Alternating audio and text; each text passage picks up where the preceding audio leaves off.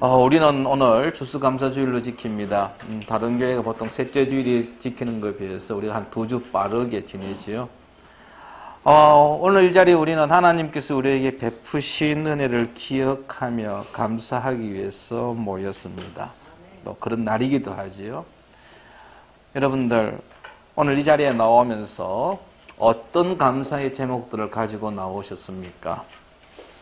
지난 1년 동안 병원에 출입하지 아니하고 건강하게 잘 지내었기에 참 하나님 감사합니다 라는 제목을 가지고 있었습니까?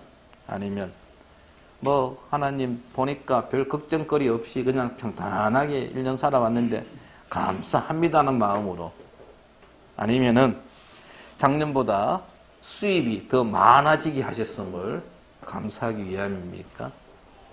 아마 우리 각자가 처해 있는 환경이나 생편이 다르기 때문에 다양한 감사의 기도 제목들이 있지 않을까 하는 생각을 해봅니다. 오늘 설교 제목이 감사해야 하는 이유인데요. 우리가 정말 빼먹지 말아야 될 감사 제목이 있습니다. 그것은 우리가 로마서를 통해서 쭉 살펴보았듯이 하나님께서 나를 택하여 우리를 택하여 불러서 하나님 자녀 삼아 주신 것입니다. 이거보다 여러분들 더 큰 이유 없습니다. 더 크게 감사할 제목이 없습니다. 우리를 구원하신 것에 대하여 우리는 감사함을 잊지 말아야 할 것입니다. 앞서서 바울은 9장과 10장을 통해서 이스라엘 백성들이 복음을 믿지 않은 것에 대한 책임을 추궁했습니다. 그것은 하나님께 잘못이 있는 것이 아니라 유대인들에게 그 책임이 있다라고 밝혔습니다. 그랬던 바울이 이제 11장에 접어들면서 그럼에도 불구하고 그 유대인들을 버리지 아니하신 하나님을 증거하고 있는 것입니다. 하나님께서는 유대인들이 그렇게 하나님을 애먹이고 하나님을 거절하고 복음을 거부하였음에도 불구하고 그들을 포기하지 아니하셨다라는 것입니다. 과거에도 버리지 아니하셨고 지금도 버리지 아니하심을 바울은 주장하고 있는 것입니다. 자, 1절 말씀에 보시면은 그러므로 내가 말하노니 하나님이 자기 백성을 버리셨느냐라고 했습니다. 자기 백성은 유대인을 이야기합니다. 하나님이 유대인들을 버리셨느냐라는 이야기는 버리지 않았다는 사실을 강조하기 위함입니다. 하나님은 이스라엘 백성들을 유대인들을 완전히 버리신 것이 아니라는 것입니다.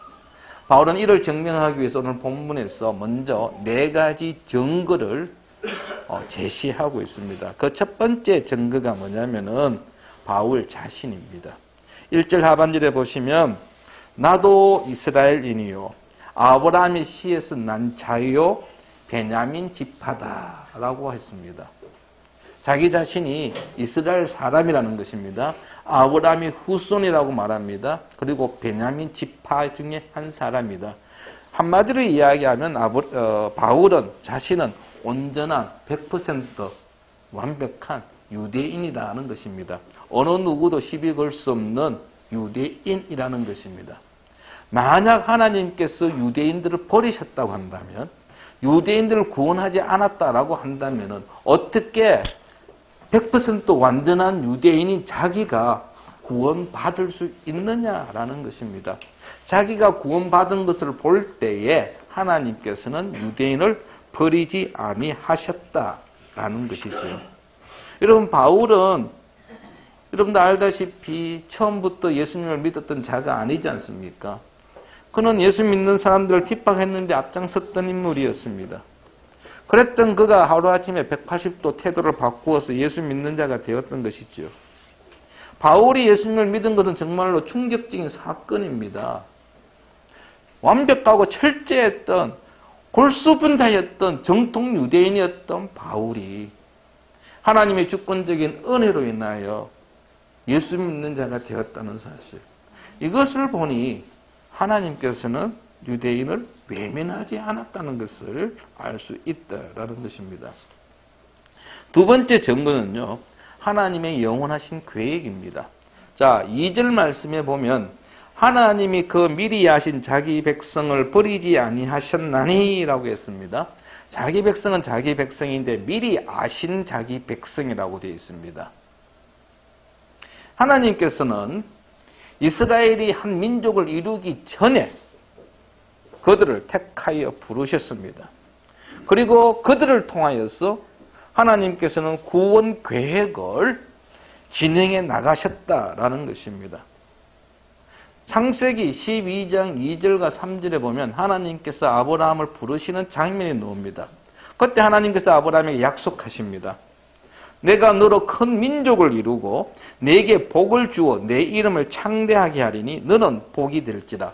너를 축복하는 자에게는 내가 복을 내리고 너를 저주하는 자에게는 내가 저주하리니 땅의 모든 족속이 너로 말미암아 복을 얻을 것이니라 하시니라. 아멘. 땅의 모든 족속이 너로 말미암아, 아브라함으로 말미암아, 유대인들로 말미암아 복을 누린다라고 했습니다. 이게 하나님께서 아브라함이 하신 약속입니다. 그런데 만약에 유대인들이 구원받지 못하고 하나님으로부터 버림당한 존재라고 한다면은 이 약속의 말씀은 잘못된 것이죠. 이 약속의 말씀이 제대로 성취되어진 것이 아니지 않습니까?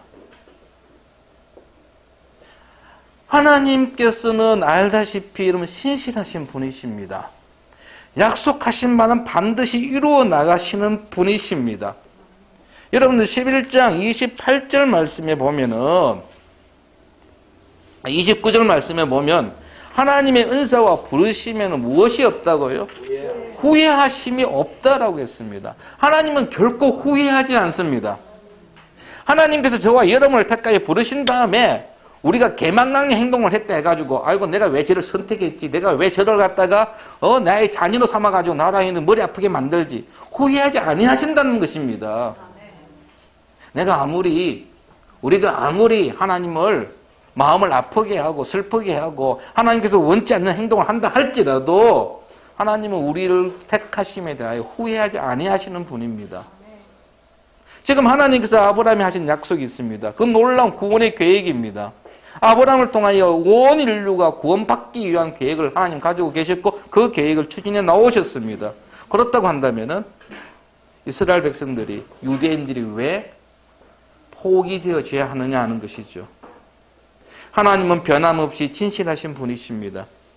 중도의 마음을 바꾸거나 약속을 철회하시는 분이 아닙니다. 이루시기로 결정하신 것은 반드시 이루시는 하나님이십니다. 하나님의 계획에는 변경이 없습니다. 이 사실을 볼 때에 유대인들은 결코 하나님께로부터 버림당한 존재가 아니라는 것입니다. 성도 여러분, 하나님 우리를 향한 놀라운 계획을 갖고 계십니다. 그 계획에 따라서 우리를 택하여 부르셨고 이 자리에 앉아서 하나님께 예배하게 하시는 것입니다. 또한 우리가 삼고 있는, 우리가 기도하고 있는 전도 대상자들을 향한 놀라운 계획도 하나님은 갖고 계십니다. 우리로 하여금 그들을 위해서 지금까지 기도하게 하셨고 우리의 입술을 통하여서 그들에게 복음을 전하여서 교회로 초청하게 하셨습니다. 언제 그 열매를 거둘지는 우리는 알 수 없습니다. 그러나 우리가 지속적으로 그들을 위해서 기도하고 그들에게 복음을 전하는 것, 답답하고 힘들어도 끝까지 그 영혼을 위해서 계속 기도하며 복음 전할 수 있어야 한다는 것입니다. 왜냐하면 하나님께서는 그 영혼을 향한 놀라운 계획을 갖고 계시기 때문입니다. 하나님이 그들을 포기하지 않았습니다. 그런데 우리가 어떻게 포기할 수 있습니까? 포기해서는 되지 않는다라는 것입니다. 세 번째는 선택받은 남은 자들입니다. 2절 하반부 이하를 보면은 엘리야가 등장합니다. 여러분, 엘리야는 열왕기상 18장 19장에 보면은 갈멜산에서 영적 대성을 거두옵니다. 완전히 어깨에 힘을 탁 주고 바알신을 섬겼던 제사장들하고 그들을 다 처단하고 이스라엘의 어떤 영적 회복을 가져왔던 인물이지 않습니까? 그런데 이세벨에게 이 소식이 들어가자 이세벨이 엘리야를 죽이려고 합니다. 그러자 엘리야는 하루아침에 도망자 신세가 됩니다. 그는 도망치면서 하나님께 호소합니다. 하나님, 이 이스라엘에 나 혼자 있습니다. 하나님을 섬기고 하나님을 따르고 하나님의 일을 하는 사람 나 혼자밖에 남지 않았습니다. 하나님 어떻게 해야 합니까? 그럴 때 하나님의 대답이 무엇이었습니까? 엘리야야, 너 혼자가 아니다 라고 말씀하셨습니다. 오늘 말씀 속에서도 나와 있지요. 4절 말씀해 보니까 내가 나를 위하여 바알에게 무릎을 꿇지 아니한 자 7,000명을 남겨두었다. 엘리야는 자기 혼자인 줄 알았더니 그렇지 않다는 것입니다. 7,000명이나 되는 사람들이 바알에게 무릎을 꿇지 아니했다는 것입니다. 신앙을 지킨 자입니다. 선지서에 따르면 남은 자라고 말할 수 있습니다. 그런데 그 남은 자들이 바울이 5절에 보니까 지금도 그랬습니다. 바울이 로마서 신을 쓸 때, 이 편지를 쓸 때도 지금도 은혜로 택하심을 따라 남은 자가 있다라고 했습니다. 지금 유대인들 가운데에 남은 자가 있다는 것입니다. 그 남은 자가 있는 것으로 볼 때에 하나님께서는 유대인들을 포기한 것이 아니다라는 것입니다. 하나님께서는 은혜를 계속 베푸셔서 참으로 순종하는 자들을 남겨놓으셨습니다. 진짜 자기 백성을 버리지 아니하셨다라는 것입니다. 이것은 오늘날도 마찬가지입니다. 여러분, 오늘날에도 남은 자가 있습니다. 우리는 그가 누군지 알 수 없습니다. 우리가 저 밖에 지금 붙여놓았던 명단들, 저 명단들 속에 남은 자가 있습니다. 우리는 누구인지는 알 수 없지만 저희 영혼들을 위해서 계속해서 기도해야 한다는 것이죠. 오늘날 많은 사람들이 교회를 향해서 비난합니다. 교회의 부정적인 모습을 보면서 탄식합니다. 더 이상 교회에는 희망이 없다고 말하는 사람들이 있습니다. 그런데 여러분, 이거 하나 아십시오. 교회가 아무리 부패도요, 교회 안에 남은 자가 있습니다. 하나님의 남은 자들이 있기에 하나님은 그들을 통하여 오늘 또 일하십니다. 그 소수의 무리들을 통하여서 오늘 또 하나님께서는 하나님의 일을 성취해 나가신다는 사실입니다. 네 번째는 하나님의 징계에 대한 성격입니다. 7절 말씀을 한번 보십시오. 7절에 보시면 그런 적 어떠하냐? 이스라엘이 구하는 그것을 얻지 못하고 오직 택하심을 입은 자가 얻었고 그 남은 자들은 우둔하여졌느니라 하고 했습니다. 이스라엘의 상황을 보여줍니다. 대부분의 유대인들은 그들이 구하는 의를 구하지 얻지 못했습니다. 오직 소수의 택하심을 받은 자들만이 하나님의 의를 얻었습니다. 그리고 나머지 대다수의 사람들은 오늘 보니까 여러분들 이 남은 자는 조금 다른 남은 자들인데요. 하나님으로부터 택함을 받지 못한 그 남은 자, 대다수의 남은 자를 이야기하는데 우둔하여졌다라고 했습니다. 우둔하여졌다는 이야기는 완고해졌다라는 것입니다. 하나님의 말씀과 부르심에 대하여 둔감해졌다는 이야기입니다. 8절에서 그들이 왜 이렇게 우둔해졌는지 그 이유를 밝히고 있습니다. 모세가 말한 것을 인용하면서 바울이 이야기합니다. 하나님께서 대다수의 백성들에게 혼미한 심령과 보지 못할 눈과 듣지 못할 귀를 주셨기 때문에 그들이 우둔해졌다는 것입니다. 하나님의 말씀을 제대로 듣지 못하고 이해하지 못한다라는 것입니다. 하나님께서 그들을 벌하셨기 때문입니다. 9절과 10절은 다윗의 시를 인용하고 있습니다. 시편 69편 22절 이하의 말씀을 인용하는데 이 시는 다윗이 저주의 시입니다. 다윗에게 대적하는 원수들을 향해서 저주가 내리기를 간절히 간구하는 내용입니다. 그런데 이 저주가 지금 유대인들에게 이스라엘에게 임했다라는 것입니다. 그들의 눈은 어두워져서 보지 못하게 되었고 율법 아래 종노릇 하게 되었다는 것이죠. 왜냐? 그들의 죄 때문에. 그들의 악한 행위가 그들의 눈을 가로막았습니다. 어둡게 했습니다. 그들의 등을 굽게 했습니다. 정리하면 이렇습니다. 유대인들의 믿음에 의한 구원을 배척하고 자신의 어떤 행위를 통해서 구원을 받고자 하는 이러한 노력이 하나님 앞에서 징계를 받게 되었던 것입니다. 그런데 여러분, 이거 하나 아시기 바랍니다. 하나님의 징계는요, 선한 목적에서 나온다는 사실입니다. 자, 히브리서 12장 말씀을 한번 보겠습니다. 히브리서 12장 10절 11절입니다.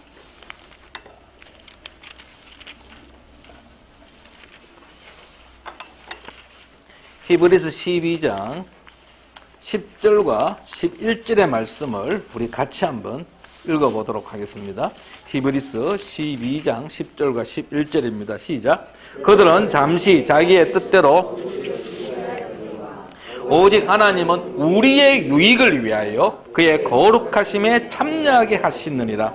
물어 징계가 당시에는 즐거워 보이지 않고 슬퍼 보이나 후에 그로 말미암아 연단받은 자들은 의와 평강의 열매를 얻느니라. 아멘.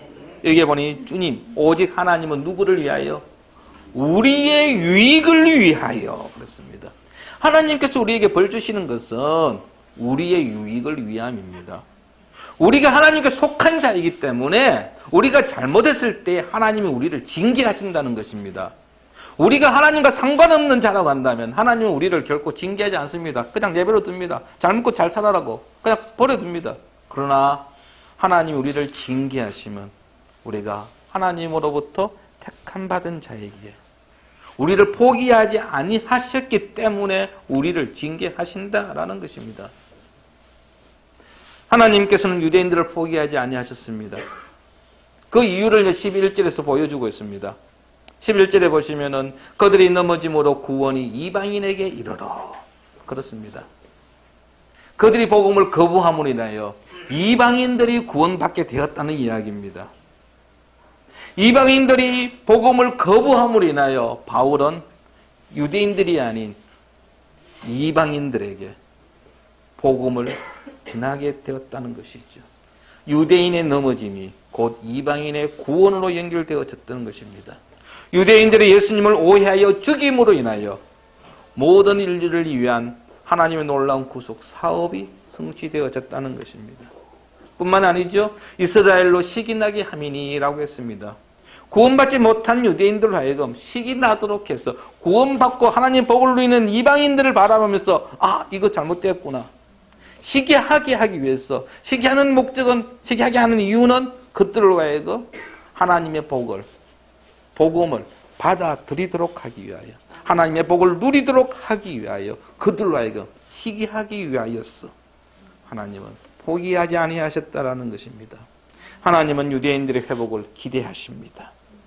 그래서 끝까지 포기하지 않으신 것입니다.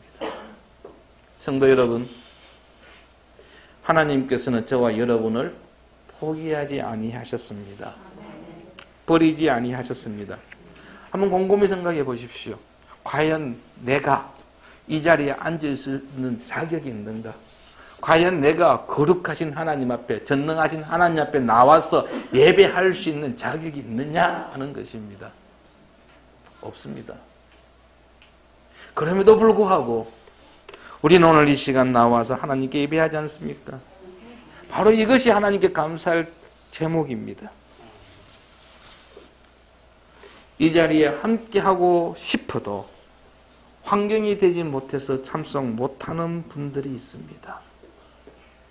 반대로 환경이 됨에도 불구하고 이 자리에 와서 하나님께 예배할 수 있음에도 불구하고 오지 않는 자들이 있습니다. 그런데 우리는 어떻습니까? 우리의 두 발을 걸었어. 이 자리에 나와서 하나님 앞에 예배할 수 있게 되었다는 사실이 얼마나 감사합니까? 여러분 정대방 씨 한번 보십시오. 제가 오늘 또 사직역까지 가서 태워왔습니다. 예배하기 위하여. 예배하기 위하여. 하나님께서 우리를 택하셨기에, 우리를 포기하지 아니하셨기에, 우리를 버리지 아니하셨기에 우리는 오늘 또 이 자리에 나와서 거룩하신 하나님 이름을 부르며 찬양하며 주의 말씀을 듣고 있는 것입니다.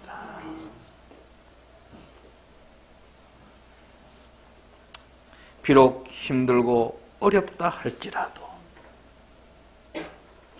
하나님께서 우리를 구원하여 주심에 대하여 감사하는 우리 모두가 되기를 바랍니다. 우리의 입술을 크게 열어 주님을 찬양하는 찬양을 통해서 감사하는 저와 여러분 되기를 바랍니다. 오늘도 우리에게 귀한 말씀 듣게 하심을 감사하기 바랍니다. 내가 이런 것들을 누릴 수 있게 되기 때문에, 내가 이런 것을 얻었기 때문에 감사할 것이 아니라 날 구원하여 주신 그 은혜에 감사하기를 바랍니다. 그리고 하나 더 이야기한다면 하나님께서 우리에게 맡기신 그 영혼들, 그 한 영혼이라도 우리 역시 포기해서는 되지 않는다라는 것입니다. 누가복음 15장에 나오는 비유 아시죠? 100마리의 양 중에 한 마리의 양을 잃어버렸습니다. 목자는 그 한 마리의 양을 찾기 위하여 산을 찾아 헤맵니다. 이러한 마음이 우리에게 있어야 한다라는 것입니다. 마지막으로 조지 뮬러 목사님의 글을 여러분에게 소개함으로 오늘 설교를 마무리할까 합니다. 여러분, 조지 뮬러 목사님은 평생 5만 번의 기도 응답을 받았다는 분입니다. 그런데 이분이 이런 글을 썼습니다. 1844년 11월 나는 5명의 영혼들이 주님께로 돌아올 수 있도록 기도했다. 나는 하루도 그러지 않고 기도했다. 그렇게 18개월이 지나자 1년 6개월이 지났습니다. 한 사람이 회심했다. 나는 그 두 번째 사람의 회심에 대해 나는 하나님께 감사하고 나머지 사람들을 위하여 계속 기도했다. 5년이 지나자 또 한 사람이 회심했다. 1년 6개월에 첫 번째 사람 돌아왔습니다. 5년째 될 때 두 번째 사람 돌아왔습니다. 나는 그 두 번째 사람의 회심에 대해 하나님께 감사했다. 나머지 세 사람을 위하여 계속해서 여전히 기도했다. 매일 기도한 결과 세 번째 사람도 돌아왔다. 나는 하나님께 감사하고 나머지 두 사람을 위하여 기도했다. 그러나 그들은 여전히 하나님께로 돌아오지 않았다. 생략하고요. 그의 매일 36년간 기도했지만 그들은 여전히 회개하지 않고 있다. 그러나 나는 하나님 안에서 계속 소망을 가지고 있다. 응답을 받을 때까지 기도할 것이다. 비록 그들이 지금은 회개하지 않더라도 언젠가는 회개할 것이다. 여러분 36년 동안 기도했다고 합니다. 그래도 끔찍 않아요. 그렇다고 포기했느냐? 포기하지 않았습니다. 뮬러는 무려 52년간 기도했다고 합니다. 그래도 두 사람은 조금 더 반응하지 않았는데요. 1898년, 그러니까 1844년에 기도하기 시작했으니까 98년 같으면은 54년이죠. 뮬러가 세상을 떠난 뒤에 하나님께서는 두 명의 영혼 역시 하나님께 돌아오도록 만드셨다라는 것입니다. 뮬러는 자기 생전에 두 사람이 회심하는 것을 보지 못했습니다.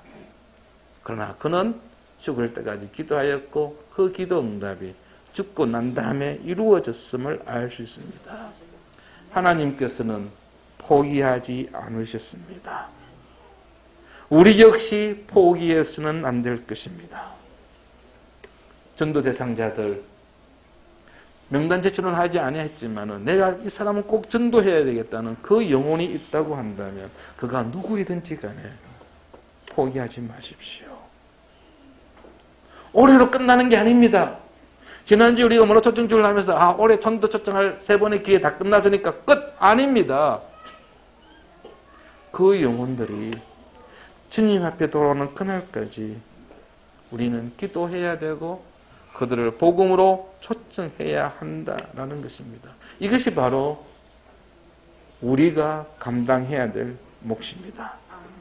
감사함으로 이 일을 감당해 나가는 우리 모든 성도 되기를 축원합니다. 아버지 하나님, 우리에게 감사할 이유를 다시 한번 확인시켜 주셔서 감사합니다. 정말 하나님 앞에 나아갈 수 없는 저희들을 주께서 택하여 부르시고 포기하지 아니하시고 끝까지 기다려 주심으로 인하여 우리가 구원받게 하심을 진실로 감사드립니다. 주님, 이 크신 은혜, 크신 사랑 우리 잊지 않게 하시고 아직도 이 사실을, 이 은혜를 누리지 못하고 있는 우리의 이웃들에게 우리의 눈이 가게 하시고 그들을 위하여 계속해서 기도할 수 있는 우리 모든 성도 되게 하여 주시옵소서. 예수 그리스도의 이름으로 기도했습니다. 아멘. 지금은 우리 주 예수 그리스도의 은혜와 아버지 하나님의 크신 사랑과 성령님의 인도 보호하심이 우리에게 감사할 제목을 주시고 이유를 주시고 우리의 입술을 크게 열어 주님을 찬양하게 하시니 그 하나님을 향하여 우리가 날마다 감사하며 살기를 원하는 우리 모든 성도들 위해 영원토록 함께 하실지어다. 아멘.